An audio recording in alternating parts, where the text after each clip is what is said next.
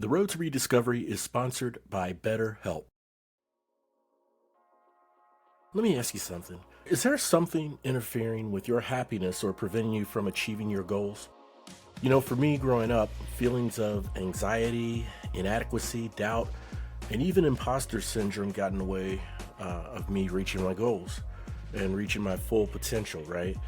So, BetterHelp addresses these and more. It's not a crisis line and it's not self-help. It's professional therapy done securely online. BetterHelp will assess your needs and match you with your own licensed professional therapist. You can log into your account anytime and send a message to your therapist.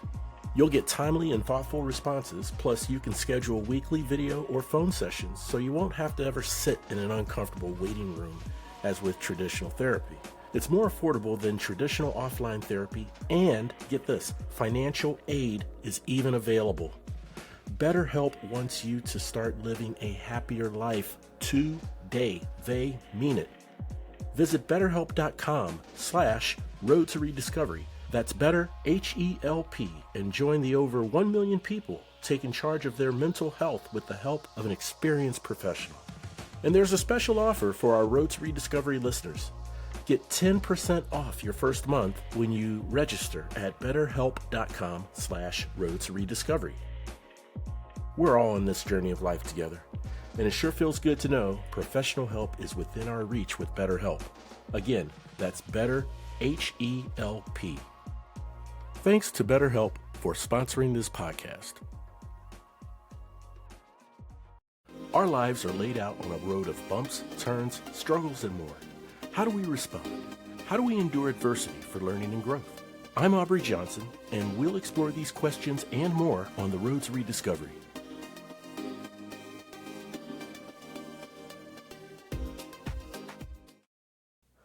Hi, everyone. This is Aubrey Johnson from the Road to Rediscovery.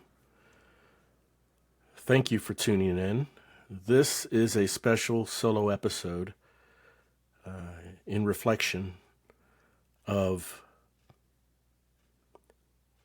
just the slaughter and the mass shootings that have taken place down in Uvalde, Texas, at Robb Elementary. This event that took place on May 24th is beyond tragic, unimaginable, unthinkable. It's the type of event that no one thinks about happening or wants to have happen or can even imagine it happening. And sure enough, it took place. Now, we know that this is not the only case. Over the past 10 years, since Sandy Hook in 2012, and of course, back to the 1997 Columbine in Colorado, that school. This has been happening way too much. And outside of schools, we've seen this happen in the recent past at other places, right? Just 12 days earlier, on May 12th, up in Buffalo, New York, right?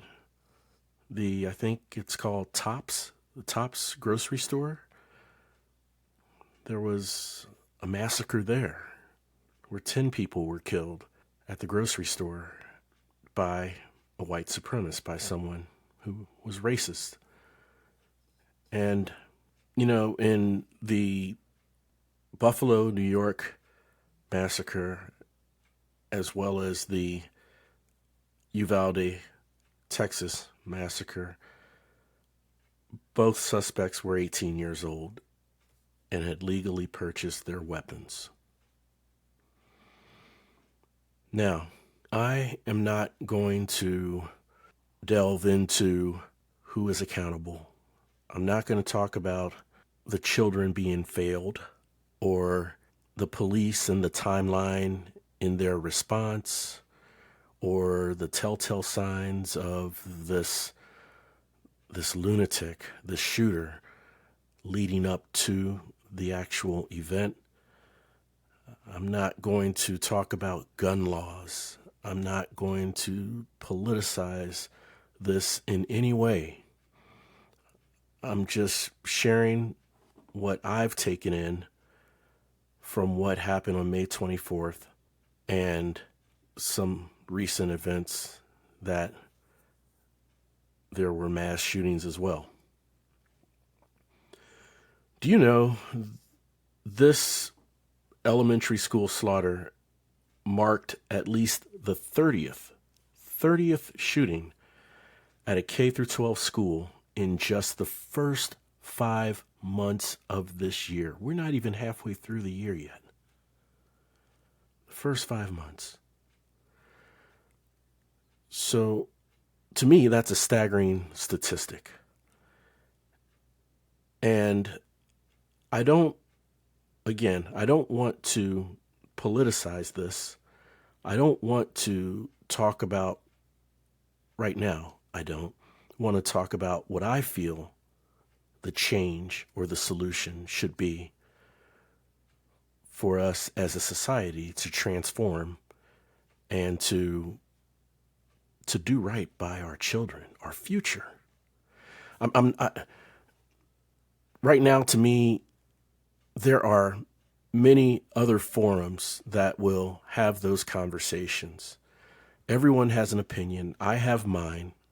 But if you don't mind, and I don't want to sound insensitive when I say this, but if you don't mind, I want to set my opinions to the side as far as who's accountable, whether we need stricter gun laws or more law enforcement, or should there be armed policemen with assault rifles in schools to protect the student body if these types of events happen.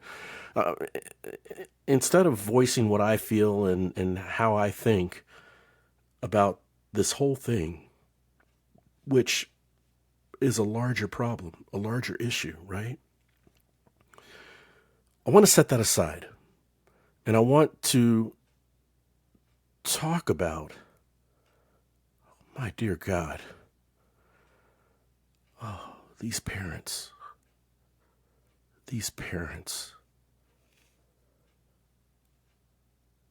of the 19 children who lost their lives, spouses of the 2 adults, faculty members who lost their lives.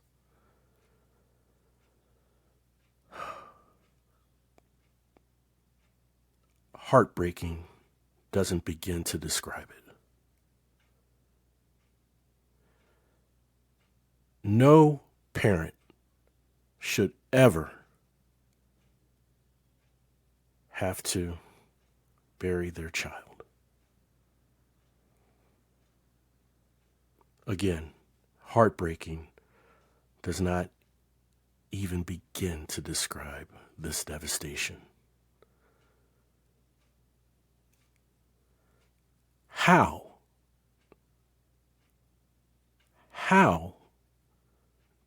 do we comfort and heal with these parents, with these spouses?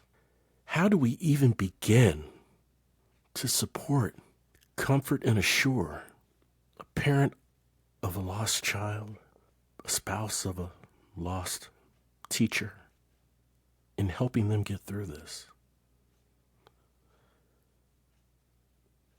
When it's the absolute unimaginable, unthinkable act that they're going through. You know, these families need comfort. They need to be loved on. And I'm going to slightly deviate now and say that, you know, I do I do agree with others who say thoughts and prayers. While thank you, they appreciate the thoughts and prayers. Action needs to happen. Action needs to take place. Change needs to take place, right? But again, I'm going to digress because I'm not here to talk about the political or the legislative thoughts or proposals or theories. I want to talk about how do we comfort these families, the parents, the spouses, the siblings, the entire student body, the entire town of Uvalde. Where do we begin? They need this. They need to be comforted. They need to be loved. But how? I don't have the answer. I wish I had the answer. My heart absolutely breaks for these parents, for these siblings, for these spouses, for the entire town. And it's so unthinkable. I don't want to say I'm in shock, but I'm trying to figure out, how do we begin?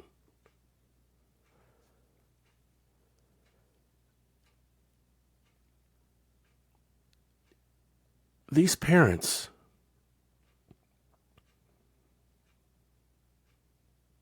as all parents do, have nothing but the most excited, jubilant dreams for their children's futures. All parents cherish their children's futures.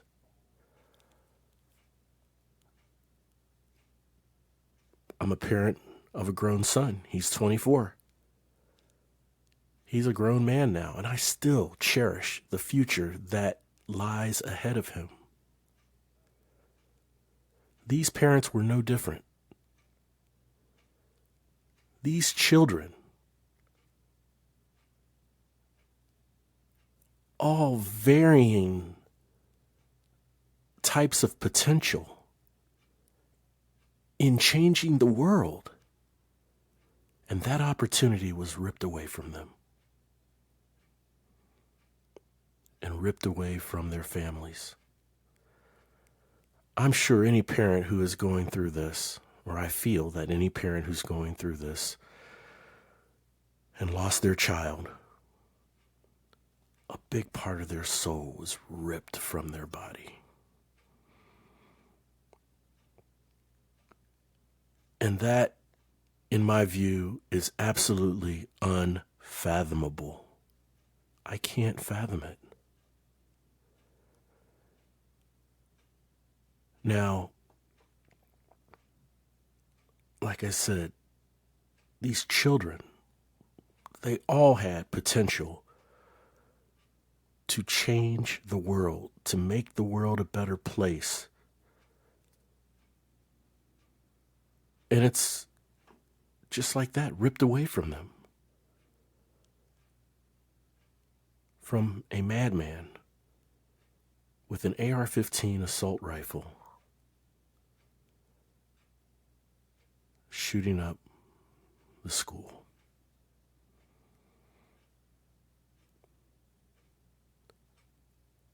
Also ripped away are any hopes and dreams the parents have of watching their children get their driver's license, watching them walk to receive their high school diploma,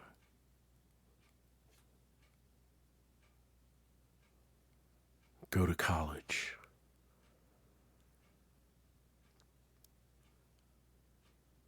see them get married.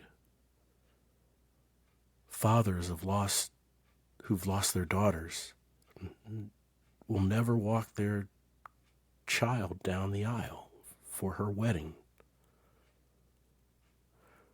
The very things in which we as people cherish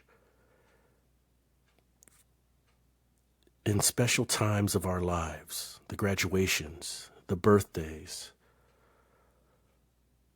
the weddings, the recitals.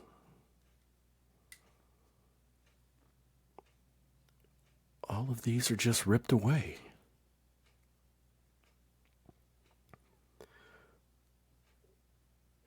I don't have any words to describe what I'm feeling. Heartbreak is not deep enough. Tragic doesn't fully describe it.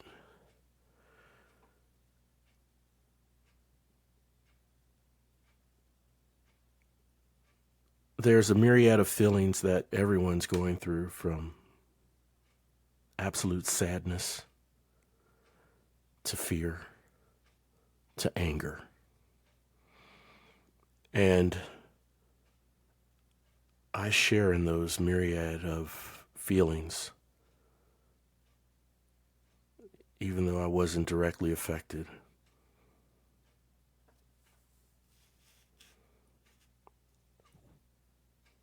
One of the things that I've always had trouble with is being angry at either a system or a circumstance in which I cannot single-handedly control and resolve. You want to yell, but who do you yell at? You want to scream, but what do you scream?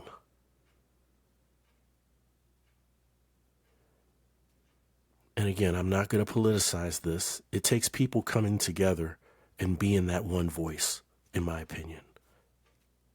Being that one voice for change. Being that one voice to do right by our children. Being that one voice to protecting our children so they can see their futures for what they'll be. Greatness, change, contributing to society to make the world a better place.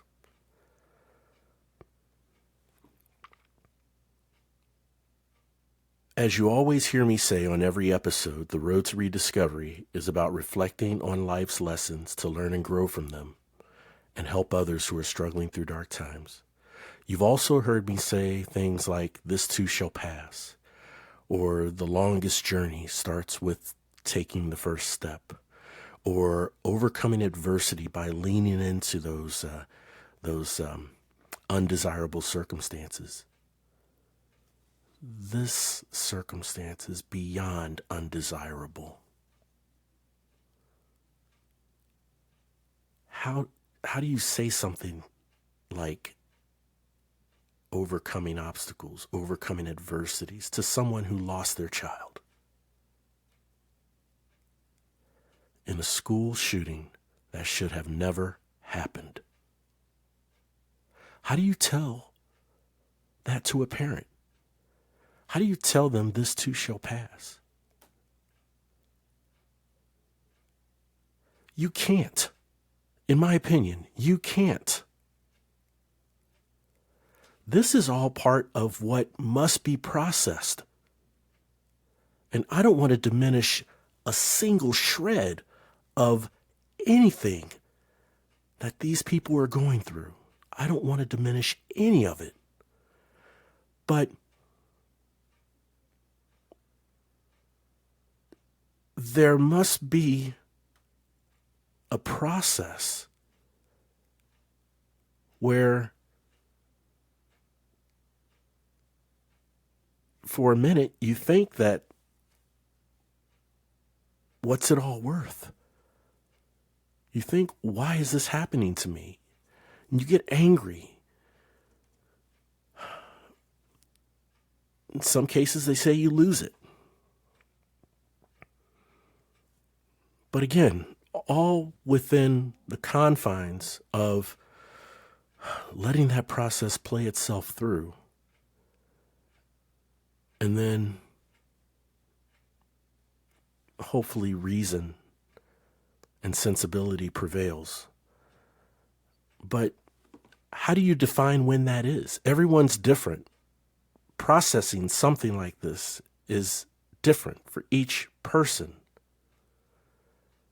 You can't just approach a parent who lost their child in a shooting and say, lean into this bad situation.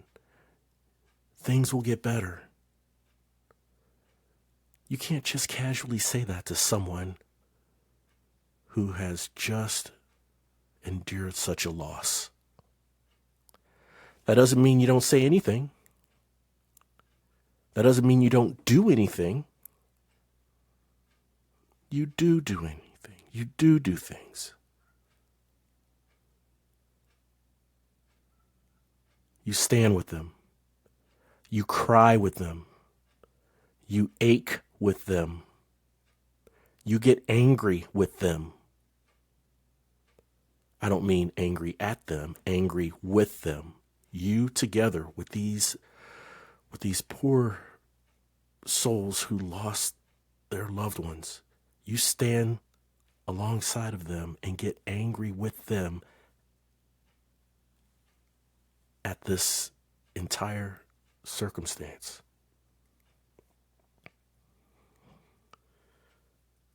I believe there's GoFundMes out there and other organizations that are willing to take contributions for helping and assisting families who have gone through this incredibly tragic, unthinkable situation. But you do act and you do say things. And you know what? I truly feel time does heal wounds. And it's going to take a long time for a lot of people. I still feel optimistic in that we will heal from this. Those directly affected will heal from this.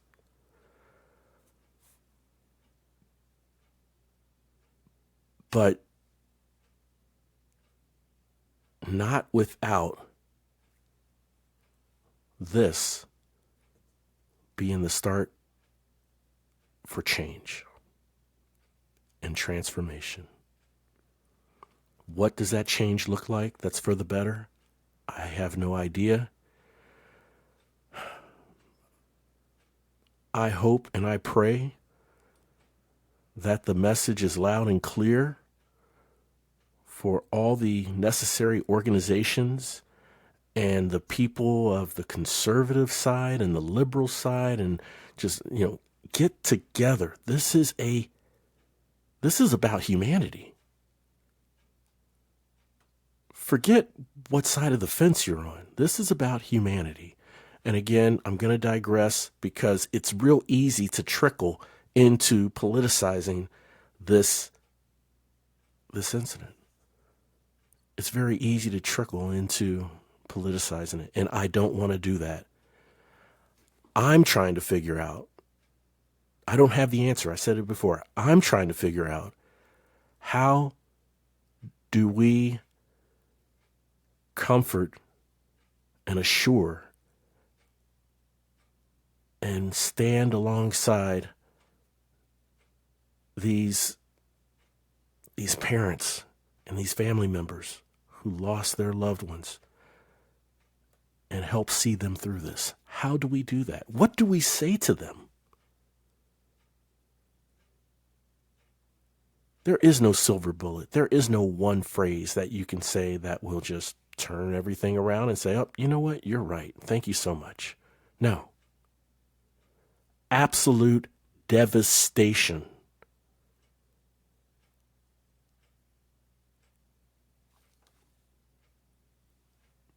one of the things that really broke my heart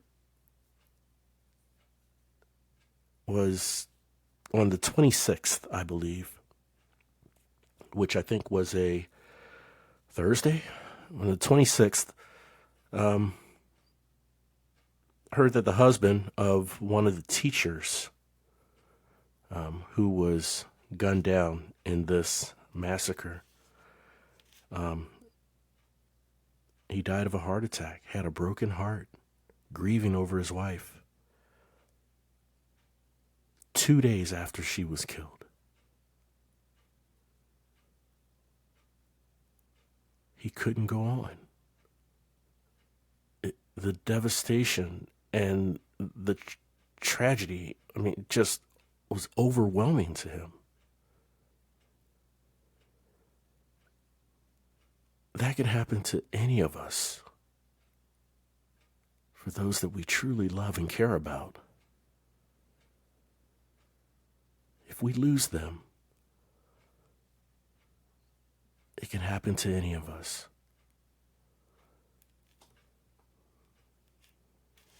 And they have 4 children, and now all 4 children, I believe, lost both their parents.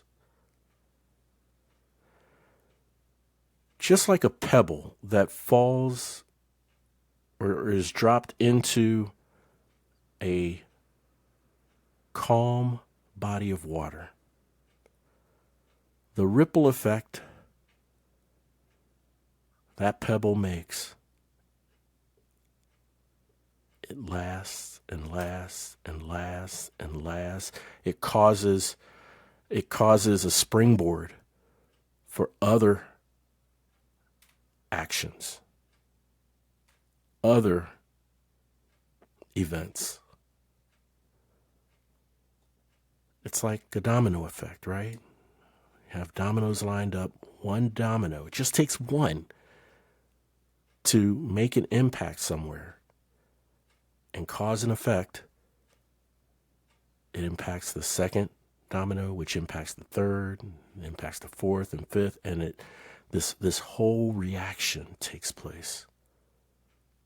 Same goes for the pebble in the calm water. And this action, unfortunately, is going to have a ripple effect for a long time.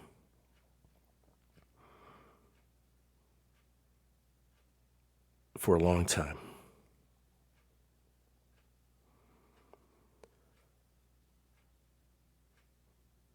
In closing, for the city of Uvalde,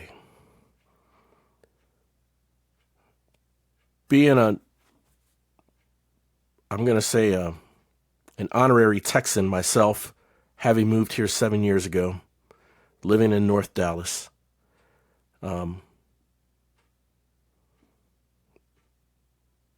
for those parents and for the people of Uvalde, for everyone in Uvalde.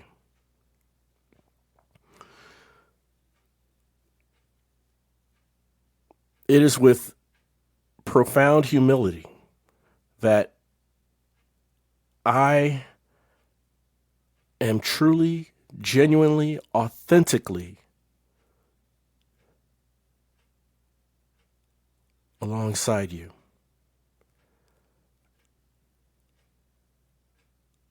I cannot begin to fathom what you are feeling and going through, but I cry.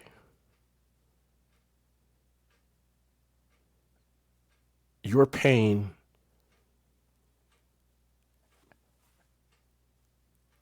has been felt in my heart.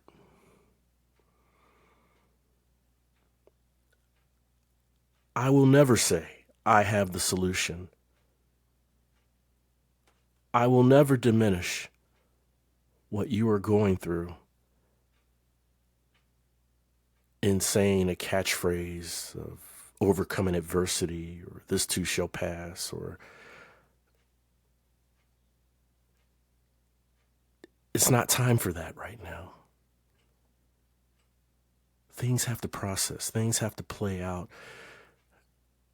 But I do want you to know, for the people of Uvalde, you are not alone. You are not alone. And there is always hope.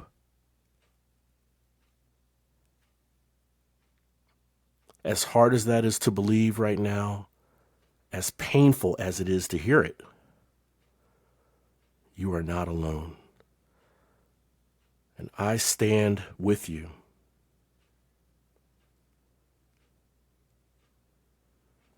I've had many amazing guests on my show who have overcome some incredible odds and adversities and obstacles and problems and barriers.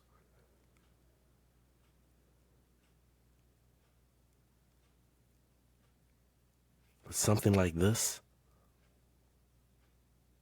again, unfathomable, unthinkable.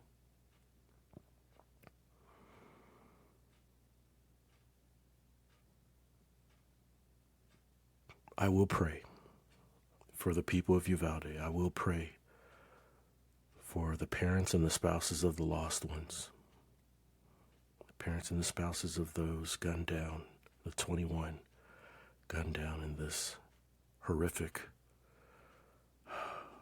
act.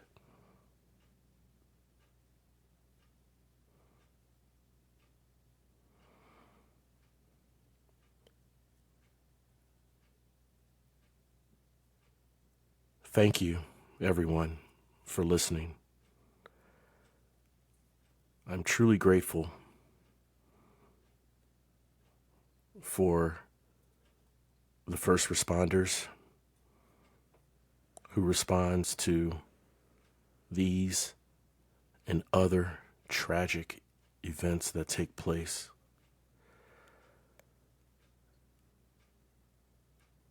And I'm very grateful also for those therapists and counselors and people who address mental health and help people who are suffering from mental health problems. Addressing those problems with these individuals. I have a tremendous amount of respect and admiration for those people as well. And a tremendous amount of respect and admiration for the teachers of our schools, principals, faculty members, and security. Thank you again for listening to this special episode. God bless the people of Uvalde, Texas. God bless you all.